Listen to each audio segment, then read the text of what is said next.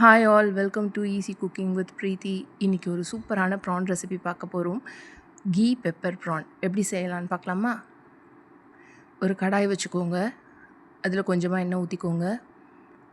அதில் 2 பட்டை, அப்புறமா 1 டீஸ்பூன் சோம்புத்தூள். இந்த சோம்புத்தூள் ரெசிபி எங்கள் வீட்டில் ஸ்பெஷலாக செய்கிற ஒன்று. இது நீங்கள் எங்கேயும் பார்க்க முடியாது.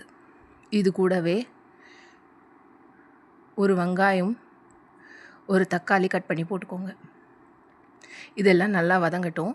இந்த சோம்புத்தூள் எப்படி செய்யலான்னு பார்க்கலாம். ஒரு 2 கைப்பிடி சோம்பு மிக்ஸி ஜாரில் போட்டு அது கூட 2 பட்டை, 4 ஏலக்காய், 4 லவங்கம், ஒரு அன்னாசி பூ போட்டு அடித்து வச்சுக்கோங்க. இது சிக்கன் ஃப்ரை, மட்டன் ஃப்ரை, அப்புறம் ப்ரான் ஃப்ரை எல்லாத்துக்குமே ரொம்பவே டேஸ்ட்டாக இருக்கும். வேறு எந்த எக்ஸ்ட்ரா மசாலாவும் போட வேணாம். இப்போது இந்த வதங்கின வெங்காயம் தக்காளியோட 1.5 டீஸ்பூன் இஞ்சி பூண்டு பேஸ்ட் போட்டுக்கோங்க. அது நல்லா வதங்கட்டும்.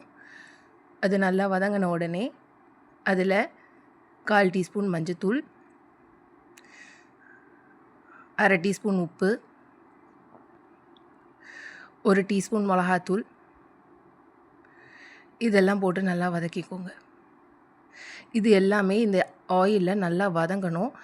அதோட மிளகாத்தூளோட பச்சை வாசனை இந்த எண்ணெயிலே போயிட்டு எண்ணெய் பிரிஞ்சு வரணும். அப்போ தான் ரோஸ்ட் சூப்பராக இருக்கும். ப்ரான் ரொம்ப டேஸ்ட்டாக இருக்கும். இப்போது ஒரு 1/2 கிலோ ப்ரான் கழுவி வச்சுருக்கேன். இதை கழுவி வச்சுருக்க ப்ரானை அதில் போட்டுக்கோங்க.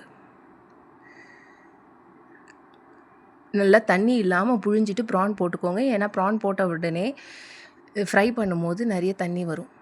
ஸோ அதை நல்லா வதக்கிக்கோங்க. இந்த மசாலா எசன்ஸ் எல்லாம் அந்த ப்ரான்குள்ளே இறங்கட்டும். இப்போ பார்த்தீங்கன்னா இந்த மிளகாத்தூள் எல்லா மசாலாவும் சேர்ந்து அந்த ப்ரான் நல்லா வெந்து வந்திருக்கு. இந்த ஸ்டேஜில் 1 டேபிள் ஸ்பூன் பெப்பர், அதை நல்லா பொடி பண்ணி போட்டுக்கோங்க. இப்போ அந்த பெப்பரோடு சேர்ந்து அந்த ப்ரான் நல்லா வதங்கட்டும். நல்லா ட்ரையாக ரோஸ்ட் பண்ணுங்கள். ப்ரான் இவ்வளோ நேரம் வேகலாமான்னு பார்க்கலாம். இது மொத்தமே ஒரு 3 to 4 மினிட்ஸில் ரெடி ஆகிடும். ப்ரானை மட்டும் தண்ணி இல்லாமல் நல்லா புழிஞ்சு வச்சுக்கோங்க. அப்போ சீக்கிரமாக ரெடி ஆகிடும்.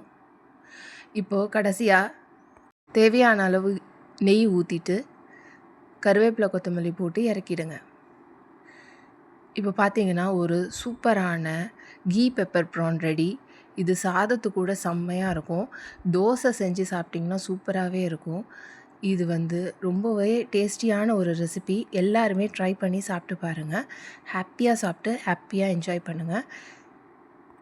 இது மாதிரி ஈஸியாக சமைக்கிறதுக்கு ஈஸி குக்கிங் வித் ப்ரீத்தியை சப்ஸ்கிரைப் பண்ணுங்கள். தேங்க்யூ.